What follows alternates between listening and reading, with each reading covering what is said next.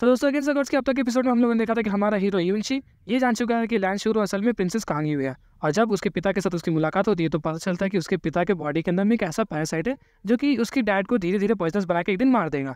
तो वहीं पर कांग यू काफ़ी ज़्यादा परेशान होकर उससे पूछती है कि इसका कोई इलाज है। तो वो बोलता है इसका एक ही इलाज है जो कि है सोल बर्निंग फ्लावर। और इसको ढूंढने के लिए कांग यू अपने काम में लग चुकी थी। तो चलिए जानते हैं कि अब हमें आगे के एपिसोड में क्या देखने को मिला। तो बिना किसी टाइम को वेस्ट किए हम लोग वीडियो को स्टार्ट करते हैं।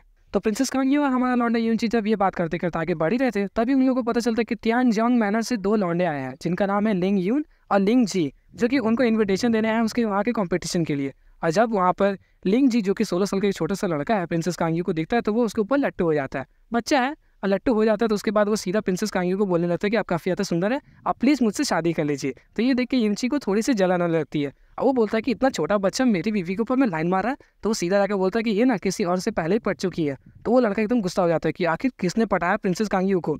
तो वो बोलता है कि कोई और नहीं बल्कि मैं ही हूँ वो। उसके बाद वो काफ़ी ज़्यादा गुस्सा में आया था, बोलता है कि तुम इसके लायक नहीं हो, तुम मेरे अभी इतने कम लेवल पर हो और प्रिंसेस कांग यू से शादी करना चाहते हो। तो यूनची बोलता है कि तुम चाहो तो आजमा सकते हो। और वो वहाँ पर एक दूसरे को चैलेंज कर देते हैं। तो वहाँ पर उन दोनों के बीच शर्त रहता है कि अगर यूनची हारेगा तो प्रिंसेस कांग यू उस छोटे लड़के से शादी कर लेगी, लेकिन अगर वो छोटा लड़का हारता है तो वो सारी ज़िंदगी यूनची को अपना बॉस बना के घुमाता फिरेगा। तो लड़ाई शुरू होने से पहले ही मॉली यूनची को बता देती है कि ये लड़का ना अर्थ फेस मिस्टिकिज्म पे है, यानी कि इससे तुम्हें हराने के लिए सिर्फ अपनी आधे पोटेंशियल को इस्तेमाल करना पड़ेगा। तो यूनची टेंशन में आता है। तो उन दोनों के बीच बात हुआ था कि अगर उस लड़के की 3 मूव्स को यूनची रोक देता है तो वो वहाँ पर यूनची जीत जाएगा। तो बिल्कुल ऐसा होता भी है, वो अपनी तीनों पावरफुल हमलों को इस्तेमाल कर देता है लेकिन यूनची अपने फुल पोटेंशियल को इस्तेमाल करके बच जाता है, जिसके बाद वो लड़का उसे अपना बॉस बना लेता है। लेकिन लिंग यून जो कि समझदार लड़का था वो क्या करता है कि चुपके से अपने छोटे भाई को लेकर वहाँ से निकल जाता है। उसके बाद यूनची को पता चलता है कि उसकी बॉडी के अंदर में काफ़ी ज़्यादा इंटरनल इंजरीज हो गई है, जिसके लिए वो खुद को हील करने के लिए वापस अपने कमरे में जा रहा था। अब वो बिल्कुल शाम हो चुका था तो उस टाइम पे वो जैसे ही रास्ते से गुजर रहा था तो उसके ऊपर फेन बाई नाम का लड़का हमला करता है जो कि मूरंगी का बदला ले रहा था, लेकिन यूनची उसे काफ़ी आसानी से हरा देता है। वहीं पर वो अपने चचा जान को बुलाता है ताकि वो यूनची को मार दे। तो वो चचा जान अर्थ फेस मिस्टिकिज्म पे थे और जैसे ही यूनची के साथ उसकी लड़ाई होने वाली थी तो यूनची वहाँ पर हार जाता क्योंकि वो पहले से ही थका हुआ था, साथ ही साथ फेन बाई के साथ लड़ाई के बाद और ज़्यादा थक गया, जिस वजह से ये अर्थ फेस मिस्टिकिज्म का बूढ़ा आदमी उसको काफ़ी आसानी से हरा देता। लेकिन चू यूचन वहीं पर आके उसे बचा लेती है और उस बूढ़े आदमी को मार देती है।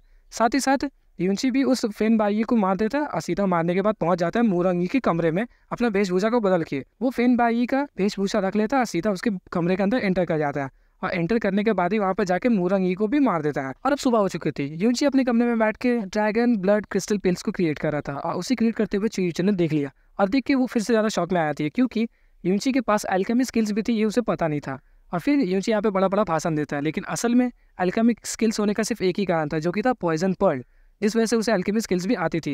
ये बात मॉली को पता थी जिससे वो थोड़ा सा नाराज हो जाती है, गुस्सा हो जाती है। इसके बाद यूनची चूयूचन से पूछता है कि तुम इमॉर्टल फ्रोजन क्लाउड सेट से हो तो तुम्हें क्या पता है कि शा किंग के बारे में।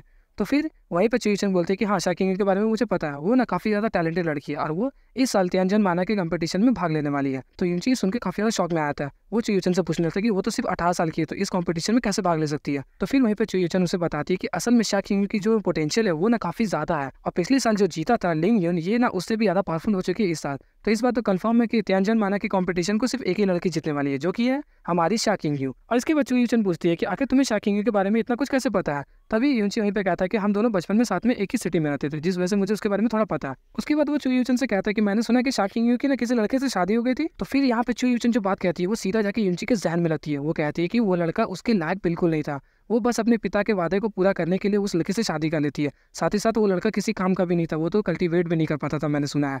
और तो और हज़ारों लड़के अगर उसके सामने आ जाए ना शादी करने के लिए फिर भी उसके सामने कम रहेंगे, लेकिन उसने एक वेस्ट से शादी की और ऐसा कहते ही वो वहाँ से चली जाती है। और ये सुन के यूनची को काफ़ी ज़्यादा बुरा लगता है। शाम के टाइम पे वो और कांग यू दोनों जब छत पे बैठे हुए थे तो वहाँ पर यूनची एक डिसीजन लेता है। वो कहता है कांग यू से कि मैं जा रहा हूँ मैजिकल बीस्ट माउंटेन में, वहाँ पे जाके कई सारे बीस्ट को हरा के अपनी कल्टीवेशन को पावरफुल बनाऊंगा ताकि मैं तियानजिन कंपटीशन में जा सकूँ। तो कांग यू कहती है कि तुम्हें इतना ज़्यादा जोखिम लेने की कोई ज़रूरत नहीं है, हमारे पास 1 साल का टाइम है।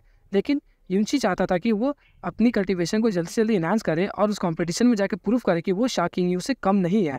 और ये एपिसोड हम लोग का वहीं पे खत्म हो जाता है। तो आज की इस वीडियो में बस इतना ही रहा, तो मिलता है आपसे नेक्स्ट वीडियो में, तब तक के लिए गुड बाय।